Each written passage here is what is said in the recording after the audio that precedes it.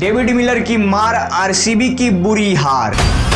नमस्कार, आप देख रहे हैं क्रिक पावर। यह दोपहर का मैच आरसीबी vs डीसी पैसा वसूल था, क्योंकि इस मैच में आरसीबी पहले बैटिंग करती है और 20 ओवर में 8 विकेट गंवाकर 175 रन बनाती है। और आप इसी से अंदाजा लगा सकते हैं कि जो टीम 200 प्लस रन बना रही थी वह 20 ओवर में 8 विकेट गंवाकर 175 रन ही क्यों बना पाई, वो भी बैक टू बैक 2 मैचेज हारने वाली टीम से, दिल्ली कैपिटल से। तो इस मैच में लो स्कोरिंग तो मैच हुआ, लेकिन भरपूर आनंद आया इस मैच को देखने में, क्योंकि आरसीबी की तरफ से ओपनिंग करने के लिए आते हैं फिल सॉल्ट और विराट कोहली। लेकिन विराट कोहली 13 गेंदों में 19 रन बनाकर आउट हो जाते हैं और आरसीबी का पहला विकेट गिर जाता है पावर प्ले में 52 रन पे 5 ओवर 1 बॉल पे। इसके बाद आते हैं देवदत्त पाटिकल, लेकिन इनका भी बल्ला खामोश हो जाता है और ये भी 13 गेंदों में 18 रन बनाकर आउट हो जाते हैं। इस तरह से आरसीबी को दूसरा झटका लगता है 99 रन पे, लेकिन एक छोर से संभाले हुए थे फिल सॉल्ट, जिन्होंने 38 गेंदों में 63 रन की शानदार बैटिंग करी और इनका विकेट गिर जाता है 105 रन पे। और आरसीबी को यह बहुत ही बड़ा झटका लगता है तीसरे विकेट के रूप में। इसके बाद जो भी बैट्समैन आए उन्होंने 8, 26, 1, 14 ऐसे रन बनाए और इस प्रकार से आरसीबी 20 ओवर में अपना 8 विकेट गंवा दी। अब इस मैच को जीतने के लिए आरसीबी के बॉलर्स को दिल्ली के बॉलर्स से दुगुना परफॉर्म करके दिखाना होगा,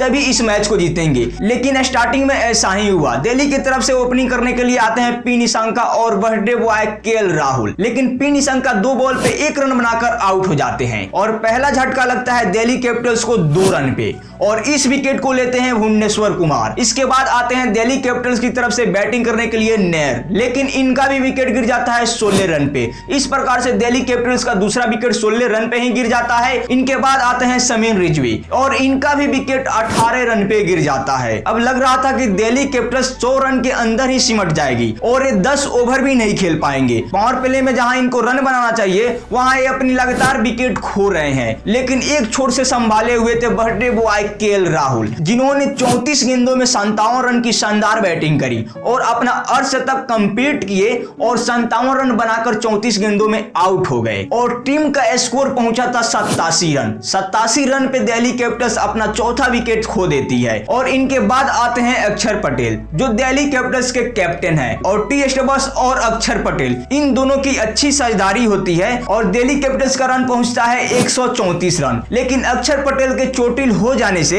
वह रिटायर्ड हार्ट हो जाते हैं और मैच से बाहर चले जाते हैं ड्रेसिंग रूम में। लेकिन इनके बाद आते हैं डेविड मिलर। अब टी स्टबर्स को और डेविड मिलर को, इन दोनों की पार्टनरशिप से दिल्ली कैपिटल्स को बनाने थे मैच जीतने के लिए 25 गेंदों में 42 रन। लेकिन यह रन बनाना मुश्किल होने लगा, क्योंकि जे हेजलवुड ने स्टार्टिंग में तो उतनी अच्छी बॉलिंग नहीं करी, लेकिन वह अपने स्पेल के लास्ट ओवर डालने आए तो उन्होंने इतनी अच्छी बॉलिंग करी कि दिल्ली कैपिटल्स के जो 2 धुरंधर बैट्समैन थे इनसे रन ही नहीं बन पाया और इस तरह से 19 ओवर बीत गया। अब लास्ट के ओवरों में दिल्ली कैपिटल्स को चाहिए थे इस मैच को जीतने के लिए 15 रन। अब आरसीबी के खेमे में हलचल हो गई कि इस लास्ट ओवर को किस बॉलर को दिया जाए जो इस 15 रन को बचाए। लेकिन इन्होंने अपनी सोच विचार करके सेफर्ट को बॉलिंग दी 20वां ओवर कराने के लिए और सामने थे टिम डेविड और सेफर्ट का पहला बॉल। लेकिन इन्होंने हिटिंग तो अच्छी करी बट 1 रन ही बिटोर पाए, क्योंकि बैट से कोई संपर्क नहीं हुआ। अब थे सामने एड्सवर्थ और दिल्ली कैपिटल्स को चाहिए 5 बॉल में 14 रन, लेकिन दूसरा बॉल पे भी बाउंड्री नहीं आता है और 1 रन लेते हैं। अब 4 बॉल पे दिल्ली कैपिटल्स को चाहिए थे इस मैच को जीतने के लिए 13 रन। फिर वही इतिहास रिपीट हुआ जिसे 10 दिन भी नहीं हुए हैं बीते। जीटी के खिलाफ भी दिल्ली कैपिटल्स को चाहिए थे 1 ओवर में 13 रन और टीम डेविड ही बैटिंग कर रहे थे और इनसे 13 रन नहीं बना, जिससे दिल्ली हार गई। फिर वही इतिहास इस मैच में आरसीबी के खिलाफ रिपीट हो गया, 4 बॉल पे 13 रन।